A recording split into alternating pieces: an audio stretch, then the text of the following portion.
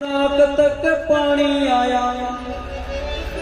वासुदेव जी महाराज लेकर के लाला को चल पड़ते हैं और सजनों भगवान की ऐसी कृपा हो जाती है कि वासुदेव जी महाराज के हाथों की हथकड़ी, पैरों की बेड़ी और गले की तोप झड़ जाती है।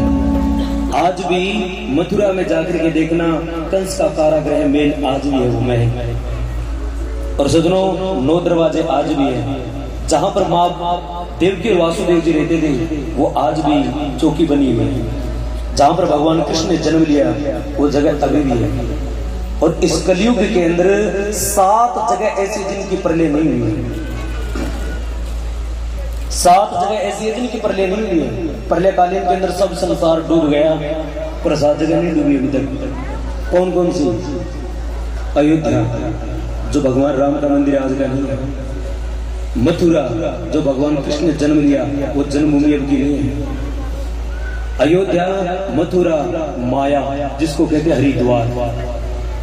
हरिद्वार में माँ गंगा अब से नहीं आई, त्रेता युग से आई। त्रेता के बाद में द्वापर गया, कलयुग आ गया। पर सजनों वो माँ गंगा वहीं पर है। अयोध्या, मथुरा, माया, काशी। काशी जी के अंदर जो भगवान शिव का मंदिर है वो आज का नहीं है भैया। ये काशी जी सदा के लिए ही यहाँ पर विराजमान है। और आज भी जो मंदिर है ना उसमें काशी जी के अंदर नित्य प्रतिदिन ताजा चिता भस्म की आरती होती है। और कब से वो?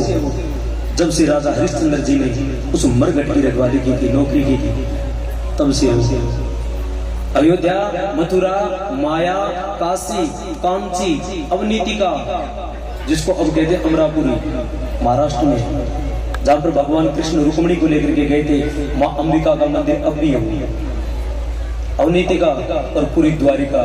द्वारिका आज भी जाकर के देख लो, समुद्र में टेढ़ी है थोड़ी। वो अब से नहीं बनी, कब से? द्वापर युग से। भगवान कृष्ण जन्म लेते हैं और वासुदेव जी महाराज लेकर के चल पड़ते हैं। आगे गए तो यमुना में पानी बहुत ज्यादा था। क्यों? क्योंकि भैया सावन भादों के महीने में तो आप लोगों को भी पता है सूखी नदी के अंदर भी बाढ़ आ जाती है। वासुदेव जी महाराज अपने लाला को लेकर के चल पड़ते हैं।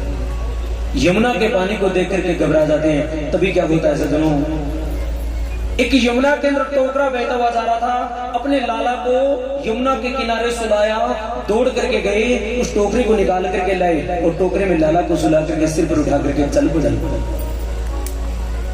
जमुना जी के भीतर पड़ गया, नाक तक पानी आया। पिताजी ने दुखी जान, प्रभु जी करते हैं दया। अरे पालने ते नीचे जद पेरी अपना लटकाया। अब यमुना ऊपर चढ़ दी गई। आज यमुना ने सब नदियों को बुला लिया, गंगा को, सरस्वती को, नर्मदा को, सिंधु को, कावेरी को, अलकनंदा को। हे नदियों, आइए आज मैं अपने पति देवता के बाल रूप के दर्शन करवाऊंगी, क्योंकि भगवान कृष्ण की पटरानी है यमुना महारानी, है कि नहीं? आज कहते मेरे पति देवता के बाल रूप के दर्शन करवाऊंगी, आऊं। सब नदियां आई तो बाढ़ बहुत ज्यादा आ गई। अब कृष्ण भगवान कहने लगे, यमुना, यमुना क्या कर रही है? बोले महाराज आप मेरे पति देवता हैं, मैं अपने पति देवता के दर्शन करने के लिए आई।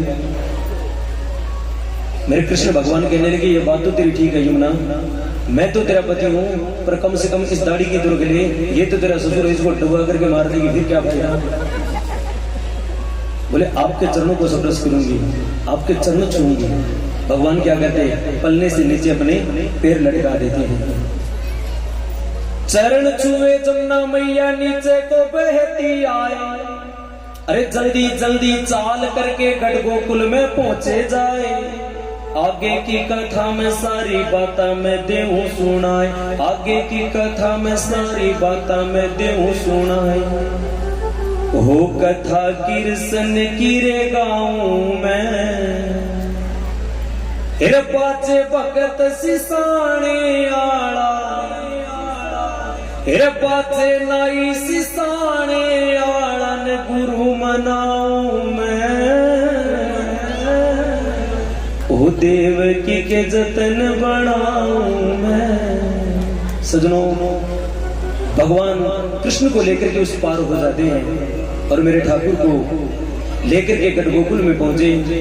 गोकुल के अंदर नंद बाबा का राजमहल है। उस राजमहल में गए माँ यशोदा के महल के अंदर, तो यशोदा के पास में एक छोटी सी लाली है। उस लाली को वहीं पर सुलाया और मेरे कृष्ण भगवान को उठाया। नारायण भगवान कृष्ण को उठा कर भगवान कृष्ण को वहां पर सुला करके और लाली को योग माया को उठा करके और वासुदेव जी महाराज वापिस चल पड़ते हैं। जैसे ही वापिस आए तो क्या होता है सजनों, वासुदेव जी महाराज के हाथों में हथकड़ी, पैरों में बेड़ी, गले के अंदर तोप, 9 दरवाजे जो के त्यों बंद। क्यों? क्योंकि हमारी भागवत कहती है सजनों, जीव के जीवन में जब भगवान आ जाते हैं ना तो जीव बंधन से मुक्त हो जाता है, और उसका क्या नाम है? योग माया। और जीव के जीवन में जैसे ही माया आ जाती है तो जीव बंधन में बंध जाता है। वासुदेव जी महाराज के हाथों में हथकड़ी, पैरों में बेड़ी, गले में तोक, 9 दरवाजे बंद, और उस कन्या ने जोर जोर से रोना शुरू कर दिया। जैसी कन्या जोर जोर से रोने लगी तो महाराज कंस के जो पहरेदार थे वो जाग गए और जाकर के कहने लगे, महाराज कंस, कंस महाराज, कंस जाग जाइए, जाग जाइए महाराज, जाग जाइए, जाग जाइए। क्या हुआ?